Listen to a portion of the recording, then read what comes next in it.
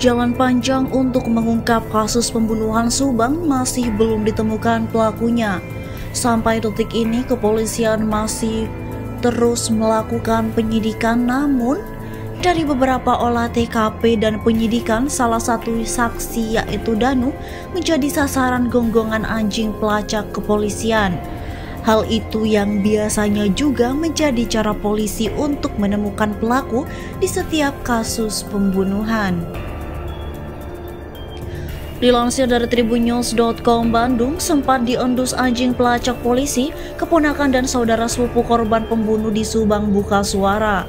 Muhammad Ramdhanu alias Danu adalah keponakan Tuti Suhartini dan sepupu Amalia Mustika Ratu yang ditemukan tewas bertumpuk di Toyota Alphard di Dusun Ciseuti, Subang pada 18 Agustus 2021 silam. Danu menjadi salah satu saksi kunci dalam kasus ini. Petugas gabungan Polres Subang, Polda Jabar hingga Mabes Polri dikerahkan untuk mengungkapkan kasus itu. Danu juga diperiksa secara intensif oleh polisi, bahkan Danu juga sempat dites kebohongan pada pekan lalu. Danu merupakan saksi yang diendus anjing pelacak polisi saat olah TKP beberapa waktu lalu. Ketika itu Danu terus menggonggong anjing pelacak saat dimintai keterangan oleh polisi. Olah TKP itu dilakukan untuk mengungkap misteri pembunuhan ibu dan anak di Subang yang terjadi pada Rabu 18 Agustus 2021 silam. DNA Danu belakangan juga ditemukan di TKP. Saat olah TKP, penyidik menemukan puntung rokok dengan berbagai merek di rumah korban. Ternyata DNA Danu yang merupakan keponakan Tuti itu terlacak pada sebuah puntung rokok. Atas temuan beberapa fakta baru, penyidik lalu melakukan serangkaian pemeriksaan terhadap keponakan Tuti, Danu. Bahkan Danu sempat diperiksa polisi selama 12 jam lamanya hingga dini hari. Danu selaku keponakan Tuti pun alhasil menjadi sosok yang kini dicurigai. Apalagi setelah Yosef mengungkapkan kalau Danu juga punya akses masuk ke rumah korban. Tidak hanya itu, Danu juga disebutkan sering bertamu ke rumah Tuti dan Amalia pada malam hari. Dicurigai seperti itu, Danu akhirnya buka suara dan membeberkan semua kejadian yang terjadi di detik-detik sebelum pembunuhan ibu dan anak itu terjadi. Diakui Danu bahwa ia sempat bertemu dengan terakhir ketemu tanggal 17 karena disuruh Yoris membeli double tip jam 11 siang. Gak sempat ngerokok atau makan di sana, terus ngambil uang ke Amel 100.000 rupiah terus beli double tip.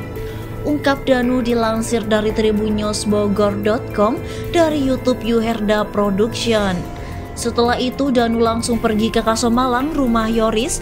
Ternyata Tuti dan Amalia juga pergi ke Kasomalang berkumpul dengan Danu dan keluarga Yoris. Pada sore harinya, setelah pulang dari rumah Yoris, Danu sempat mengantarkan Tuti dan Amalia ke rumahnya. Di rumah Tuti, Danu pun sempat merokok. Tanggal 17 sore memang ke rumah Amel karena disuruh membeli makanan. Sempat merokok, wajar saja ada sisa puntung rokok yang tertinggal, ungkap Danu dilansir dari tribunnews.bogor.com dari akun YouTube TV One News pada Senin 20 September 2021 lalu. Setelah itu, Danu main game di warnet dan pulang pada malam hari. Danu mengaku baru tidur pada pukul 2.30 waktu Indonesia Barat. Malamnya nggak kemana-mana lagi, main game, tiktokan, WA-an, ngecek grup WA sekolah, ungkap Danu.